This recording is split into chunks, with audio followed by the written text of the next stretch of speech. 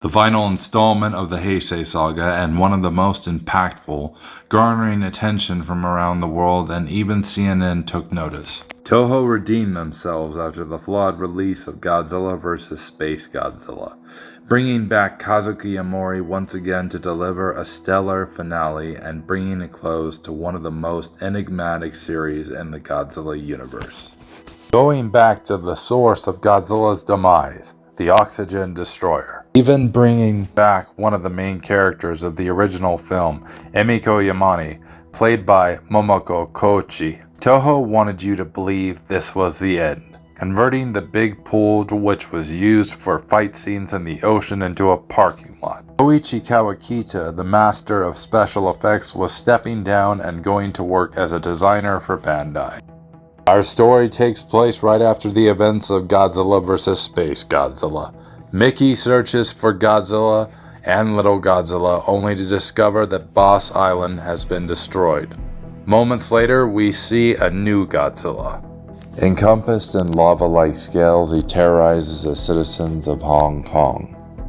G-Force hires Kenkichi Yamane, the nephew of Emiko Yamane, for his vast research of Godzilla and to discover the cause of Godzilla's illness.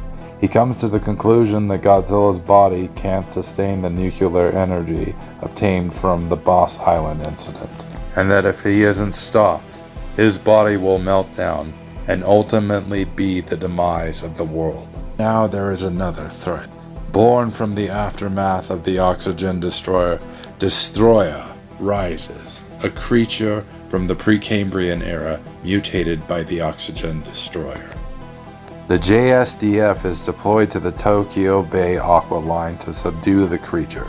It is here we receive a scene that is very reminiscent of Aliens. Heading towards us. All right, the door, move! Miss anything? 18. 17 meters. Destoroyah itself reminds me of a combination of a xenomorph and a yachtja from Predator. Their attempts at slaying the creature prove to be futile. The metamorphosis into his flying form begins and he obliterates the JSDF and flees to the sky. We are introduced to Super X3, modified with freezing laser technology to keep Godzilla's temperature at bay. Mickey and newly accompanied Meryl discover that Little Godzilla is still alive and is evolved into Junior. They are then ordered by G-Force to use their telepathic ability to bring Junior into Tokyo to lure Godzilla to fight Destoroyah, hoping that Destoroyah will stop the meltdown, but the tables turn.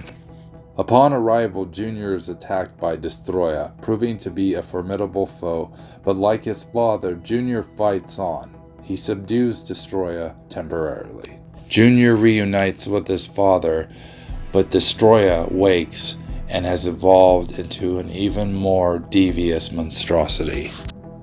Destoroyah interrupts this reunion and commits the most heinous act. Destoroyah takes the life of Godzilla's son. Godzilla, consumed by sorrow, as tears shed from the creature's eyes, pain and anger fuel him for revenge. Godzilla and Destoroyah land hit after hit on each other, but Godzilla's time is coming to a close.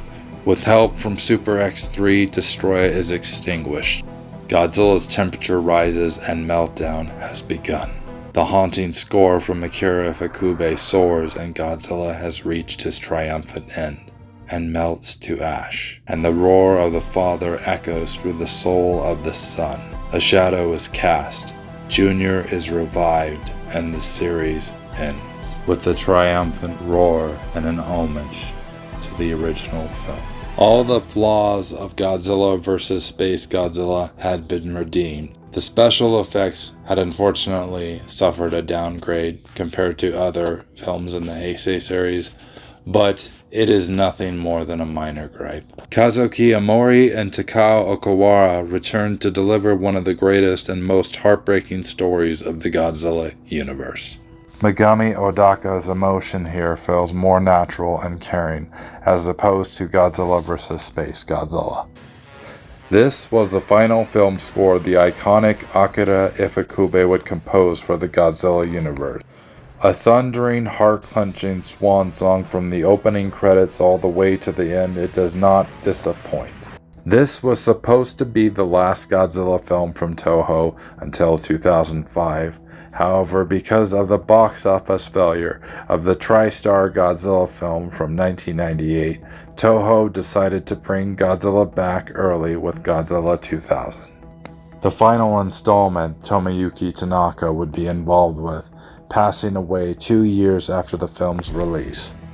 A truly amazing Godzilla film, and I believe every Godzilla fan, new or old, should watch this epic conclusion to a flawed but amazing saga. Not only concluding the Heisei saga, but also giving an epic conclusion to the 1954 film, giving the Oxygen Destroyer a deeper meaning. Thank you for watching. What are your thoughts on Godzilla vs. Destoroyah?